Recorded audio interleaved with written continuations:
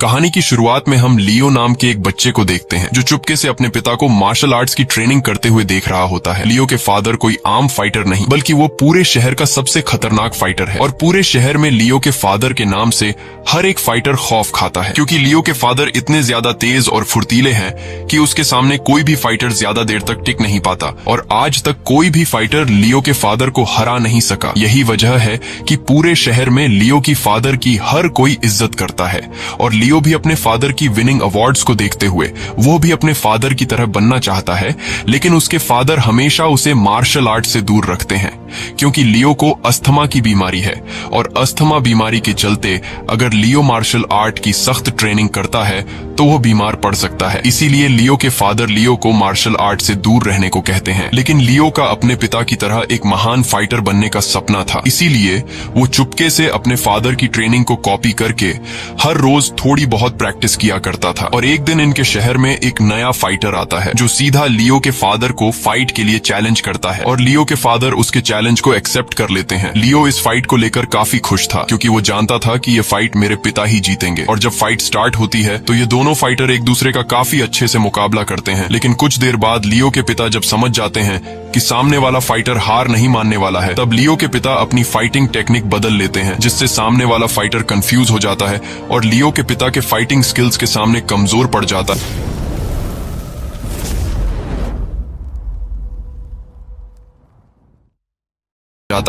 यह देखकर शहर के लोग जोर से चिल्लाने लगते हैं और वहां पर मौजूद लोगों को लग रहा था कि लियो के पिता आराम से यह फाइट जीत जाएंगे और हो भी यही रहा था। लियो के फादर सामने वाले फाइटर को मार मार कर उसका बुरा हाल कर देता है और लियो का फादर जीत के काफी करीब पहुंच जाता है। लेकिन आखिर में लियो के फादर अपना आखिरी दांव चलते हुए जैसे ही उस फाइटर को मारने वाला होता है तभी अचानक लियो का फादर रुक जाता है क्योंकि इस वार से सामने वाले फाइटर की जान भी जा सकती थी।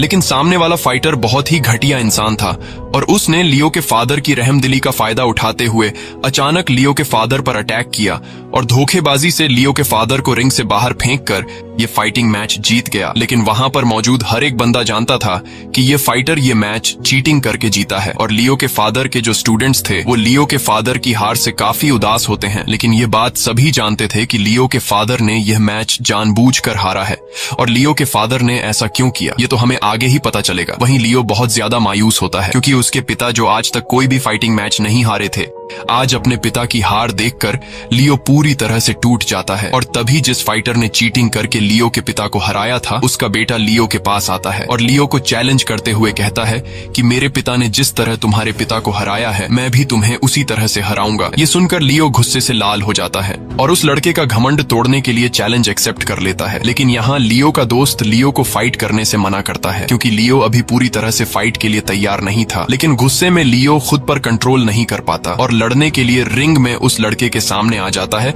जिसके बाद इन दोनों के बीच फाइट शुरू हो जाती है। लेकिन लियो की अच्छी ट्रेनिंग न होने की वजह से वो उस लड़के से अच्छे से लड़ नहीं पाता और सामने वाला लड़का लियो को मार मार कर उसका बुरा हाल कर देता है और आखिर में वो लड़का लियो को रिंग से बाहर फेंक कर यह मैच जीत जाता है। लेकिन मैच जीतने के बाद भी वो लड़का रुकता नहीं और वो लियो के ऊपर पांव रखकर लियो की बहुत बेइज्जती करता है। यहाँ लियो खुद को बहुत ही गिल्टी फील करता है और कसम खाता है कि आज के बाद मैं खुद को इतना ट्रेन करूंगा कि मैं कभी भी फाइट नहीं हारूंगा और जिस दिन मैं फाइट हार गया वो मेरी जिंदगी का आखिरी दिन होगा। जिसके बाद लियो अपने दोस्त के साथ एक लाइब्रेरी में जाता है और वहां से ये लोग एक बुक लेकर आते हैं जिसमें मार्शल आर्ट्स के सारे टेक्निक्स लिखे हुए थे। अब क्योंकि लियो में अस्थमा की बीमारी होने की वजह से लियो के फादर लियो को ट्रेनिंग नहीं दे सकते थे, इसलिए लियो खुद ही बुक से देख देख कर मार्शल आर्ट्स की टेक्निक सीखने लगता है। लेकिन जब लियो वापस अपने घर आया तो उसके फादर उसे मार्शल आर्ट सीखने से डांटते हैं और दोबारा किसी से भी लड़ने से मना करते हैं। लेकिन लियो को अपनी फैमिली की खोई हुई इज्जत वापस लानी थी,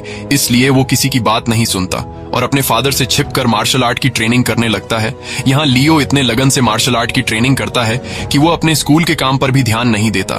तब यहाँ लियो का दोस्त लियो का स्कूल का काम लिख कर देता है और लियो बिना कुछ खाए पिए दिन रात प्रैक्टिस करने में लगा रहता है। और कई दिनों की मेहनत के बाद लियो को जब लगा कि अब मैं पूरी तरह से तैयार हो चुका हूँ, तब वो सीधा जाकर उसी लड़के को फाइट के लिए चैलेंज करता है जिसने उसे पिछली बार हराया था और फिर इनके बीच फाइट शुरू हो जाती है। अब क्योंकि लियो ने इस बार अच्छे से ट्रेनिंग की थी जिस वजह से वो दूसरा लड़का लियो के सामने ज्यादा देर तक टिक नहीं पाता और लियो बड़ी आसानी से उस लड़के को हरा देता है। फाइट के जीतने के बाद लियो इतना खुश होता है कि वो गलियों में दौड़ते हुए चिल्लाकर सभी लोगों को अपने जीत के बारे में बताता है। इसके बाद सीन कट होता है और हम कुछ साल के बाद का सीन देखते हैं, जहां लियो अब बड़ा हो चुका है और उसकी शादी भी हो गई है। साथ ही उसकी एक प्यारी सी बेटी भी है, लेकिन अब उसके फादर की डेथ हो चुकी है। बस अब सिर्फ उसकी माँ जिंदा है। यहाँ हमें पता चलता है कि लियो अब वो पहले वाला लियो नहीं रहा, बल्कि वो अपने शहर का सबसे खतरनाक फाइटर है, जिसने आज तक कोई भी फाइट नहीं हारी। और पूरे शहर में लियो काफी मशहूर हो चुका है। हर कोई लियो की इज्जत करता है और किसी में भी इतनी हिम्मत नहीं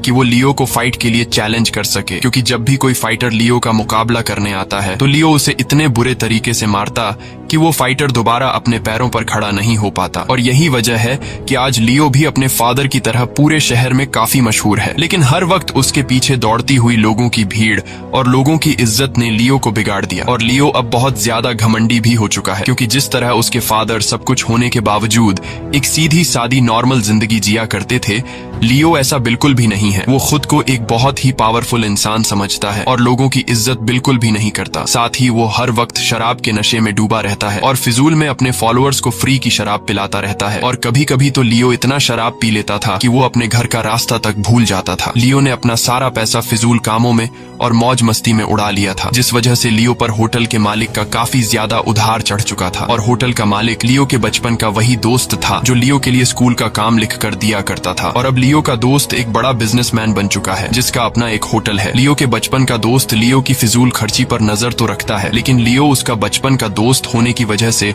वो लियो से इस बारे में कुछ भी नहीं कहता। मगर लियो अपने दोस्त की अच्छाई का गलत फायदा उठाते हुए सिर्फ खुद ही मुफ्त की शराब और खाना पीना नहीं करता, बल्कि वो अपने फॉलोअर्स को भी सब कुछ मुफ्त में खिलाता है और अपने दोस्त यानी कि होटल के मालिक को एक भी पैसा नहीं देता। और यह सब देखकर होटल के मालिक को बिल्कुल भी अच्छा नहीं लग रहा था, क्योंकि लियो के फॉलोअर्स लियो का गलत फायदा उठा रहे थे। और एक दिन होटल के मालिक के पास उसका मैनेजर आता है और मैनेजर होटल के मालिक से कहता है कि हमारा होटल नुकसान में जा रहा है, क्योंकि लियो और उसके फॉलोअर्स के हर रोज मुफ्त के खाने पीने की वजह से होटल की बचत नहीं हो पा रही। ये देखकर अब होटल का मालिक यानी लियो के बचपन के दोस्त को गुस्सा आ जाता है और वो सीधा लियो के पास आकर उसे बड़े ही प्यार से समझाता है कि देखो लियो, अब और इस तरह से नहीं चलेगा। तुम जो अपने फॉलोअर्स को मेरे होटल से फ्री का खाना पीना खिलाते हो, ये सब करना गलत है। तुम मेरे बचपन के दोस्त हो, मैं तुम्हें मेरे होटल से फ्री का कुछ खाने पर मना नहीं करूंगा, लेकिन तुम जो मेरे होटल से अपने फॉलोअर्स को फ्री में खाना खिला रहे हो, ये सब गलत है। तुम्हारे फॉलोअर्स तुम्हारा गलत फायदा उठा रहे हैं। वो लोग तुम्हारे पीछे इसलिए चलते हैं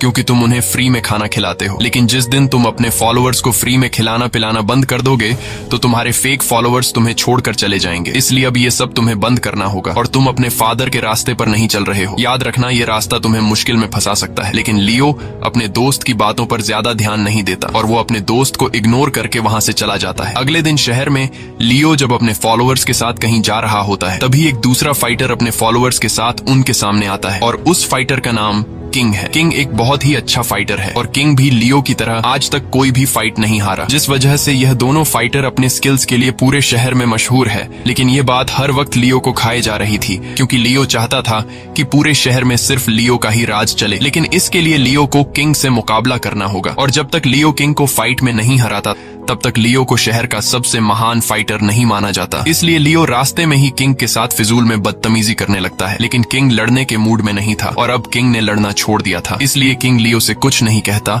और चुपचाप वहां से चला जाता है। लेकिन लियो अभी भी गुस्से में था और वो अपना गुस्सा अपने स्टूडेंट्स पर ट्रेनिंग के वक्त निकालने लगा। और अगले ही दिन लियो के कुछ फॉलोअर्स लियो के पास उसका एक स्टूडेंट स्ट्रेचर पर लेकर आते हैं जो बुरी तरह से जख्मी होता है। और लियो का वह जख्मी स्टूडेंट लियो से कहता है कि मुझे किंग ने मारा है और किंग ने मुझे इसलिए मारा है क्योंकि कल तुमने रास्ते में किंग के साथ बदतमीजी की थी, इसलिए किंग तुमसे तो बदला नहीं ले सका, लेकिन उसने मुझे मारा। ये सुनकर लियो बहुत ज्यादा गुस्सा हो जाता है और किंग से अपने स्टूडेंट का बदला लेने के लिए जाता है। वहीं दूसरी तरफ किंग अपनी फैमिली के साथ लियो के बचपन के दोस्त के रेस्टोरेंट में अपना बर्थडे पार्टी मना रहा होता है। और जब लियो को पता चलता है कि किंग होटल में है तो वो सीधा वहां पर पहुंच जाता है और किंग को उसकी फैमिली के सामने फाइट करने के लिए चैलेंज करता है। लेकिन किंग फाइट करने से मना कर देता है और कहता है कि आज मेरा बर्थडे है, और मैं अपने बर्थडे का दिन अपनी फैमिली के साथ अच्छे से बिताना चाहता हूँ, इसलिए प्लीज तुम यहाँ से चले जाओ। लेकिन लियो किंग की बात नहीं सुनता और उसकी फैमिली के सामने किंग की बार बार इंसल्ट करने लगता है। तब यहाँ लियो का बचपन का दोस्त लियो के पास आता है और लियो को समझाने लगता है कि अगर तुम यहाँ होटल के अंदर किंग के साथ फाइट करोगे तो इसमें मेरा बहुत ज्यादा नुकसान होगा, क्योंकि फाइट के दौरान होटल की बहुत सारी चीजें टूट जाएंगी,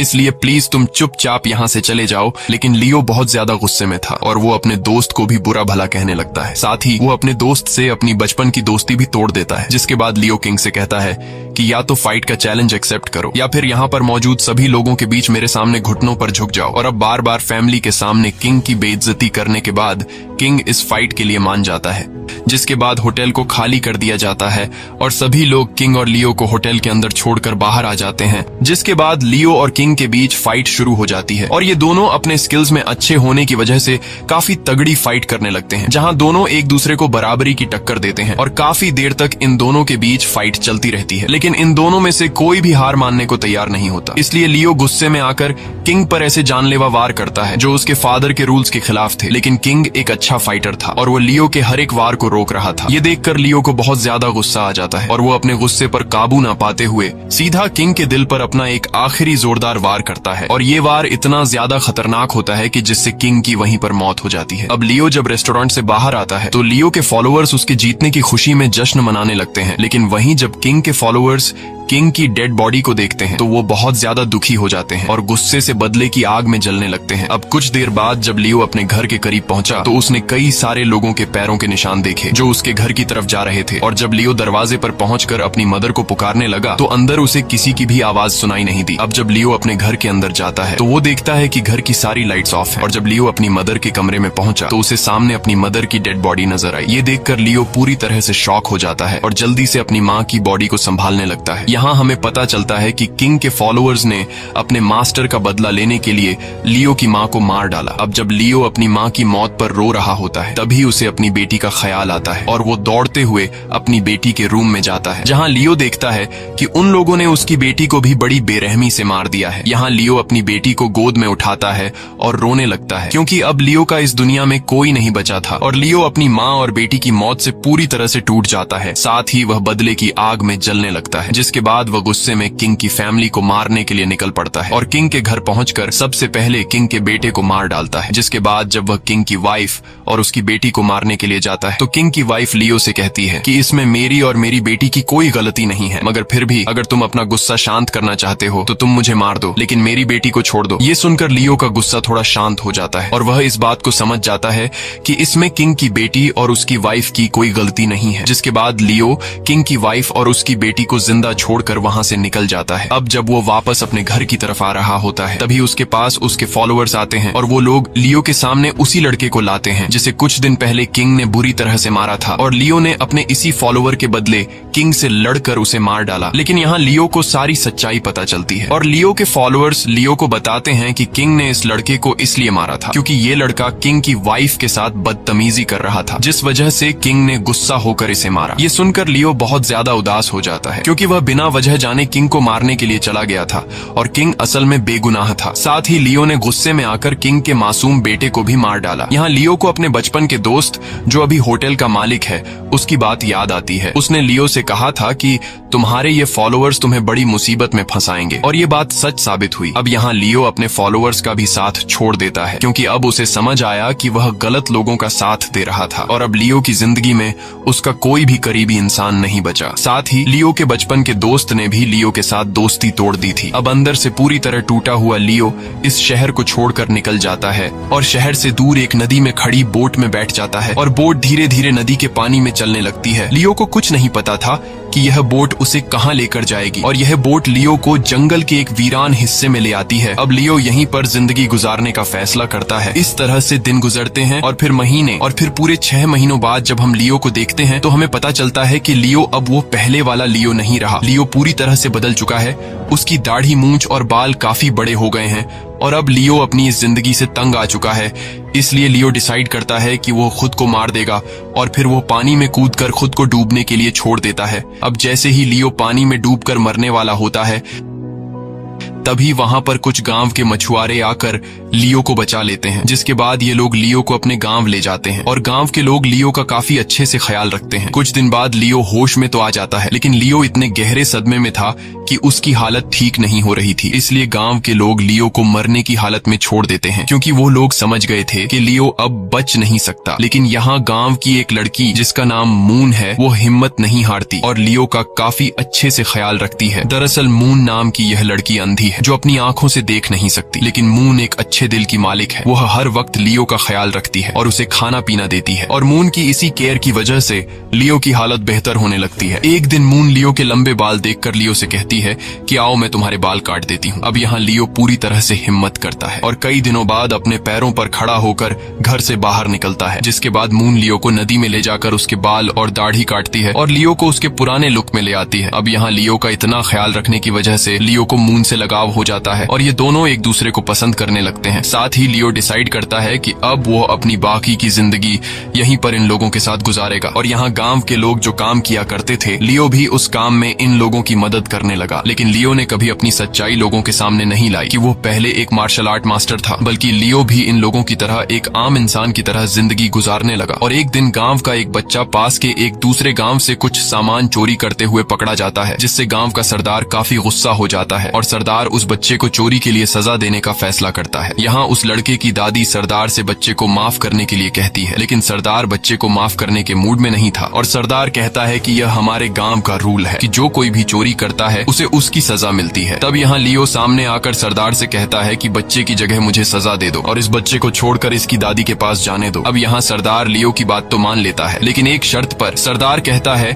कि मैं इस बच्चे को छोड़ दूंगा, लेकिन इसके लिए तुम्हें मुझसे लड़ना होगा, क्योंकि बच्चों की सजा अलग है और बड़ों की सजा अलग है। और यहाँ लियो सरदार से लड़ने के लिए मान जाता है, जिसके बाद इन दोनों की फाइट शुरू हो जाती है और गांव का सरदार लियो पर कई वार करता है, लेकिन लियो सिर्फ खुद को बचाता है और सरदार पर पलट वार नहीं करता। अब यहाँ लियो अगर चाहता तो वो एक ही मुक्के में सरदार को हरा सकता था, लेकिन लियो ऐसा नहीं करता। और दूसरी तरफ सरदार लियो पर कई जोरदार वार करता है, जिससे लियो नीचे जमीन पर गिर जाता है और घायल हो जाता है। तब यहाँ गांव के लोग लियो से कहते हैं कि तुम्हें सिर्फ खुद को बचाना नहीं चाहिए, बल्कि तुम्हें भी सरदार पर पलट कर वार करना चाहिए, ताकि मुकाबला बराबरी का रहे। और फिर लियो भी अपनी फाइटिंग स्किल्स का इस्तेमाल करते हुए कुछ ही वार में सरदार की सारी हेकड़ी निकाल लेता है और सरदार हार मान लेता है। साथ ही सरदार लियो की इतनी अच्छी फाइटिंग स्किल्स को देखते हुए लियो की काफी तारीफ करता है। और यहाँ पहली बार गांव के लोगों को पता चलता है कि लियो कोई आम इंसान नहीं, बल्कि एक बहुत ही अच्छा फाइटर है, जिसके बाद सभी लोग लियो की काफी इज्जत करने लगते हैं। और एक दिन मून लियो को अपने साथ लेकर अपने पेरेंट्स की कब्र पर जाती है, जिससे लियो को भी अपने पेरेंट्स की याद आ जाती है। अब क्योंकि लियो की दिमागी हालत बेहतर हो चुकी थी,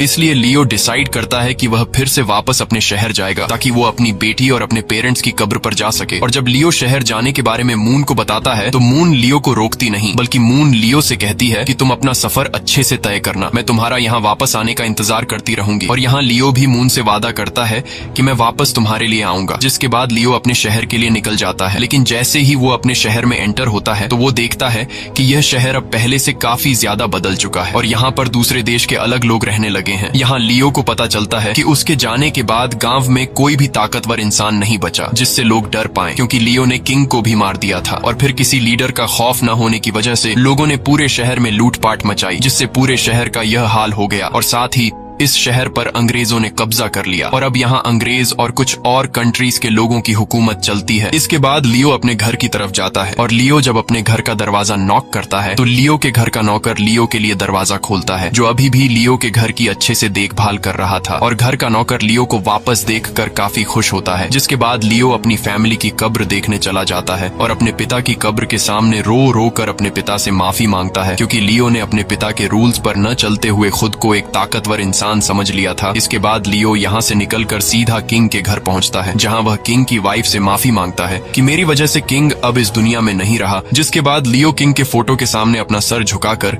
अपनी गलती का पछतावा करने लगा। अब किंग की फैमिली से माफी मांगने के बाद लियो सीधा अपने बचपन के दोस्त के पास जाता है, जिसका अपना एक होटल है। और लियो अपने दोस्त से कहता है कि जो कुछ तुमने मुझसे कहा था वह सब मेरे साथ हुआ, लेकिन अब मैं पहले की तरह नहीं रहा, अब मैं सुधर गया हूँ, इसलिए मुझे माफ कर दो। ये सुनकर लियो का दोस्त, जो एक अच्छे दिल का मालिक होता है, है वह लियो को माफ कर देता है। इसके बाद शहर का राउंड लगाते हुए लियो को एक अखबार मिलता है और अखबार से लियो को पता चला कि हरकुलिस नाम का एक फाइटर चाइना के सभी लोगों को फाइट के लिए चैलेंज कर रहा है और हरकुलिस बहुत ही ज्यादा पावरफुल है, जिसके सामने ज्यादा देर तक कोई भी फाइटर टिक नहीं पाता। और लियो के जाने के बाद हरकुलिस इस शहर का सबसे बेस्ट फाइटर है। अब लियो हरकुलिस से फाइट करना चाहता था, लेकिन लियो के पास पैसे नहीं थे। तब लियो का बचपन का दोस्त लियो को कुछ पैसे देता है और लियो फाइट में हिस्सा ले लेता है और कुछ दिन बाद मुकाबले का दिन आ जाता है। यहाँ हम हरकुलिस को देखते हैं जो बहुत ही ज्यादा ताकतवर और लियो से साइज में काफी बड़ा होता है, लेकिन लियो घबराता नहीं और इन दोनों की फाइट शुरू हो जाती है। अब काफी दिनों से प्रैक्टिस न करने की वजह से लियो कमजोर पड़ने लगता है और वह दूसरा फाइटर लियो को उठा उठाकर पटकता है, लेकिन लियो हार नहीं मानता। और जैसे ही लियो समझ जाता है कि अब यह फाइटर थक चुका है, तब लियो अपना कमाल दिखाता है और उस फाइटर पर टूट पड़ता है और आखिर में लियो के एक जोरदार पंच से वह फाइटर रिंग से बाहर गिरने लगता है और उस फाइटर की गर्दन कुछ नुकीली लोहे की कील में लगने वाली थी कि तभी लियो उस फाइटर की बॉडी के नीचे अपना पैर लाकर उसे बचा लेता है। और यह देखकर सामने वाला फाइटर मन ही मन लियो का शुक्रिया अदा करता है और समझ जाता है कि मैं एक इतने अच्छे फाइटर के साथ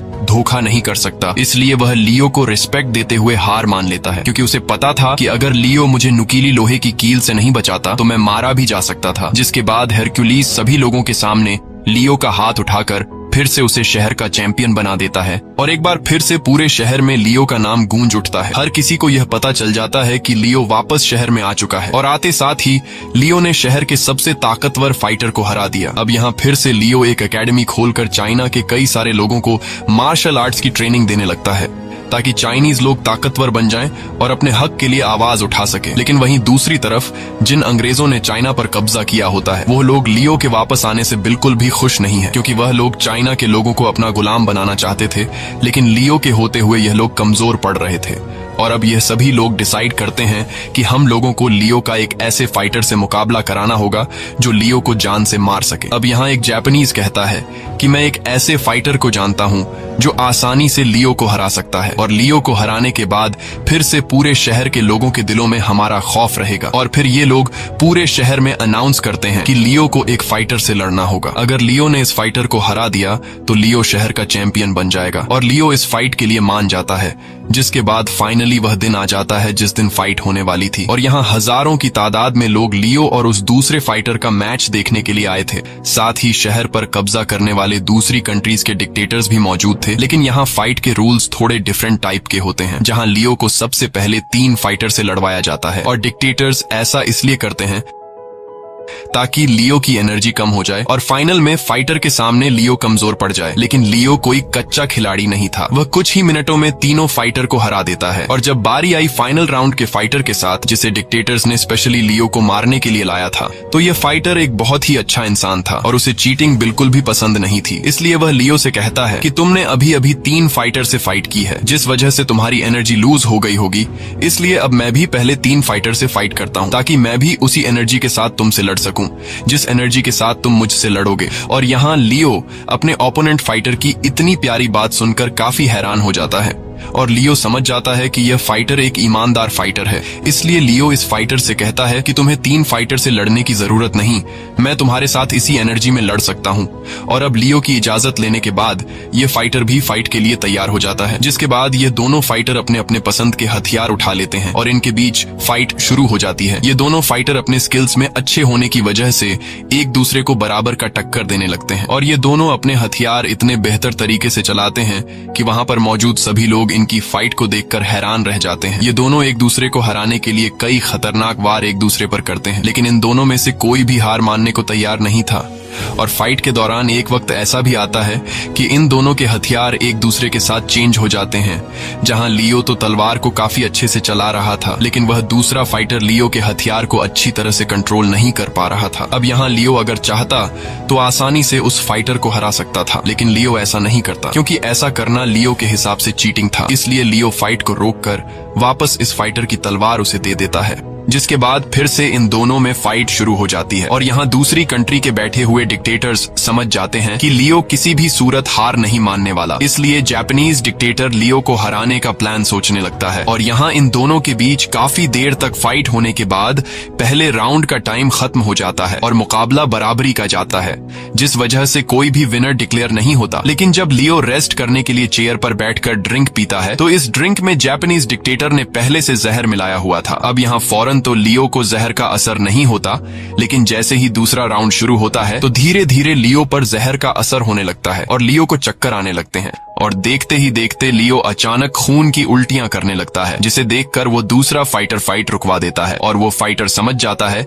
कि लियो को जानबूझकर मारने का प्लान बनाया गया है। और यह चीज उस दूसरे फाइटर को बिल्कुल भी पसंद नहीं आती कि ये डिक्टेटर्स अपने फायदे के लिए एक इतने अच्छे फाइटर की जान लेना चाहते हैं। वहीं लियो की हालत और भी बिगड़ती जा रही थी और लियो को उस वक्त हॉस्पिटल की जरूरत थी। लेकिन लियो समझ जाता है कि डिक्टेटर्स का पिलाया हुआ जहर मेरी पूरी बॉडी में फैल चुका है, जिस वजह से अब मैं बच नहीं पाऊंगा। इसलिए लियो डिसाइड करता है कि अगर मैं मरूंगा तो बड़े शान से मरूंगा। इसलिए वो फिर से फाइट करने के लिए रेडी हो जाता है। अब यहाँ डिक्टेटर्स तो पहले से यही चाहते थे कि लियो मारा जाए, इसलिए वो लोग बिना यह देखे कि लियो की हालत ठीक नहीं फिर भी मैच स्टार्ट करवा देते हैं, जिसके बाद इन दोनों के बीच फिर से फाइट शुरू हो जाती है। और अब यहाँ लियो पूरी जान लगाकर उस फाइटर से लड़ने लगता है और कई खतरनाक वार उस दूसरे फाइटर पर करता है। लियो इतनी फुर्ती से लड़ रहा था कि उस दूसरे फाइटर को लियो पर हमला करने का मौका ही नहीं मिल रहा था। और यहाँ आखिर में लियो सीधा उस दूसरे फाइटर के दिल पर एक जोरदार पंच मारने वाला होता है कि तभी वो अपना हाथ रोक लेता है, क्योंकि उसे याद आता है कि इसी पंच से मैंने किंग की जान ली थी। इसलिए वो फिर से किसी की जान नहीं लेना चाहता था और लियो अपने पंच को वहीं पर रोक देता है। और यहाँ हमें पता चलता है कि कहानी की शुरुआत में लियो के फादर ने सामने वाले फाइटर पर अपना वार क्यों रोका था, और इस तरह से लियो भी अपने फादर के रूल्स को फॉलो करते हुए सामने वाले फाइटर को छोड़ देता है। वहीं अब सामने वाला फाइटर भी समझ गया था कि अगर यह पंच मुझे लग जाता तो मेरा जिंदा बचना नामुमकिन था, लेकिन फिर भी लियो ने मेरी जान बख्श दी। ये सब समझ आते ही वो फाइटर खुद ही लियो का हाथ उठाकर लियो को इस फाइट का विनर डिक्लेयर कर लेता है। लेकिन तभी लियो नीचे गिर जाता है और लियो की मौत हो जाती है। यहाँ वो दूसरा फाइटर लियो को रिस्पेक्ट देते हुए अपना सिर नीचे झुकाता है और सीधा डिक्टेटर के पास जाकर उसे बुरा भला कहने लगता है। मूवी के आखिर में हम देखते हैं कि लियो की सोल मून के सामने आकर अपने फाइटिंग स्किल्स परफॉर्म कर रही है। और यहाँ पर मून, जो कि कुछ देख नहीं सकती थी, उसे अपनी आंखों के सामने लियो साफ साफ नजर आ रहा था। इसी के साथ सच्ची कहानी पर बनाई गई यह फिल्म खत्म हो जाती है। अगर आपको यह वीडियो अच्छी लगी हो तो हमारे चैनल को सब्सक्राइब